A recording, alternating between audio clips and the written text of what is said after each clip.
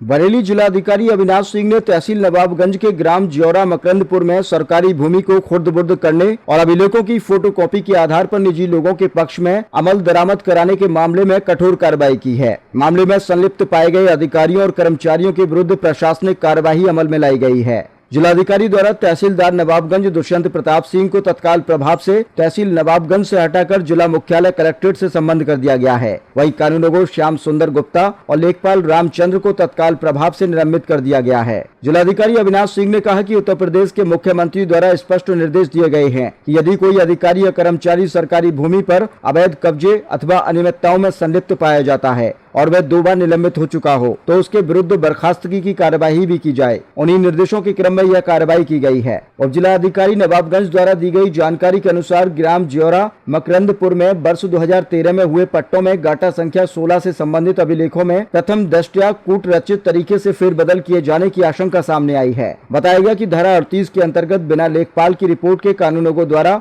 गलत तरीके से प्रकरण को आगे बढ़ाया गया और तहसीलदार ने भी बिना समुचित परीक्षण के मामले को जिलाधिकारी न्यायिक न्यायालय भेज दिया। इसके बाद छाया प्रतियों के आधार पर अमल दरामद करा दिया गया। मामले में प्रथम दृष्टया दोषी पाए जाने पर जिलाधिकारी द्वारा संबंधित अधिकारियों और कर्मचारियों के विरुद्ध कठोर कार्रवाई की गई है। देखिए, मैं 2 मई को तहसील नवाबगंज में तहसील दिवस संपूर्ण समाधान दिवस के मौके पर गया हुआ था और वहाँ पर ज्योरा मकरंदपुर गांव के कई ग्रामवासियों ने और अन्य कुछ लोगों ने सरकारी जमीन को सरकारी कर्मचारियों की मिलीभगत से खुर्द-बुर्द करने का मामला लिखित रूप से संज्ञान में लाया था। जिसके बाद मैंने वहां पर जो उस समय एसडीएम के चार्ज में थी उनको पूरे प्रकरण की जांच कर अवगत कराने के लिए कहा गया था और तत्पश्चात हम लोग पिछले 2 दिनों से सारे अभिलेखों को और अन्य चीज़ों की जांच कर रहे थे।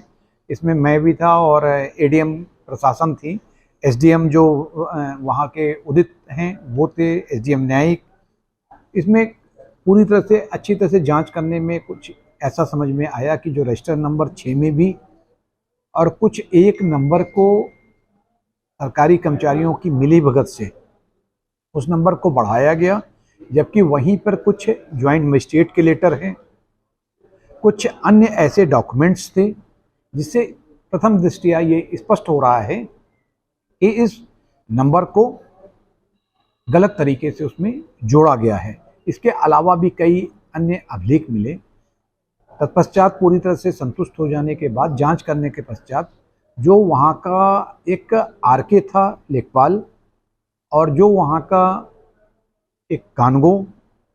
उसके खिलाफ तत्काल निलंबन की कार्रवाई जो है अमल में लाई गई और जो वहाँ के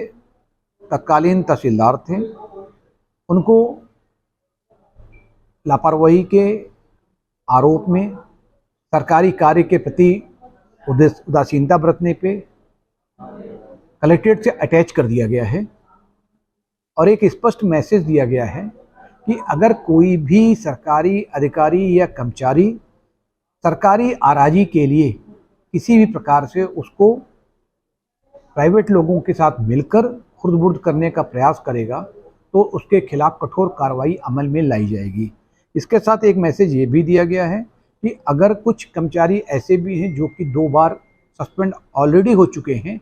और वो लेकिन तब भी उनके कार्य व्यवहार में किसी प्रकार का कोई सुधार नहीं आ रहा है, इसको देखते हुए ये स्पष्ट निर्देश दे दिए गए हैं कि अब इनको तीसरी बार सस्पेंड ना करने के बजाय हम उनकी बर्खास्तगी की जो फाइल है अमल में लाई जाएगी, जिससे कि कम से कम जो अन्य लोग हैं